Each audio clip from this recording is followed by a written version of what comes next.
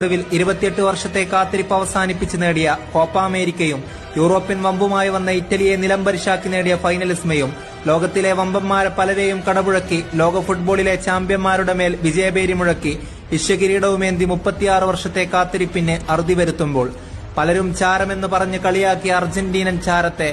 ഊതി ഊതി കനലാക്കി ആ കനലിനെ തീയാക്കി മാറ്റിയ ബുദ്ധിരാക്ഷസരിൽ ഒരുവൻ മന്നയാണെന്ന് നിസ്സംശയം പറയാം. എതിരാളികളെ പേടിച്ച് കളിച്ചിരുന്ന അർജന്റീനയിൽ നിന്ന് എതിരാളികളെ പഠിച്ചു കളിക്കാൻ പാകത്തിൽ സ്കലോണിയും ഐമറുമൊക്കെ ടീമിനെ രൂപപ്പെടുത്തിയെടുക്കുന്നത് മന്നയുടെ വീഡിയോ അനലൈസിംഗിന്റെ വെളിച്ചത്തിലാണ്.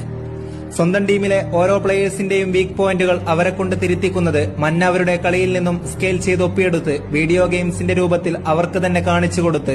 ഇംപ്രവൈസ് ചെയ്തെടുത്ത് പോരാടാൻ കരുത്തരാക്കി മാറ്റുന്നതും അറ്റ് ദി സെയിം ടൈം ഓപ്പണൻസിന്റെ ദൗർബല്യങ്ങളും ബലഹീനതയും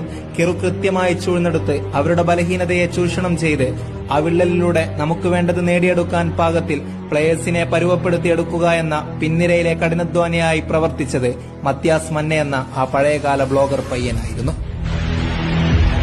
കളിക്കളത്തിൽ അത്ഭുതങ്ങൾ സൃഷ്ടിക്കുന്നത് കളിക്കാരാണെങ്കിൽ കരുക്കൾ നീക്കുന്നത് ഇതുപോലുള്ള മാസ്റ്റർ മൈൻഡുകളാണ്. പരിമിതികളിൽ നിന്ന് വെല്ലുവിളികളെ അതിജീവിച്ച് കോടാനുകോടി ആൽബിസലസ്റ്റുകളെ ലോകത്തിന്റെ നെറുകയിൽ വിരാജിച്ച സ്കലോണിസത്തിലെ സോഫ്റ്റ്വെയർ തലയുള്ളവന് 1000 നന്ദി വാക്കുകൾ ചൊരിഞ്ഞുകൊണ്ട്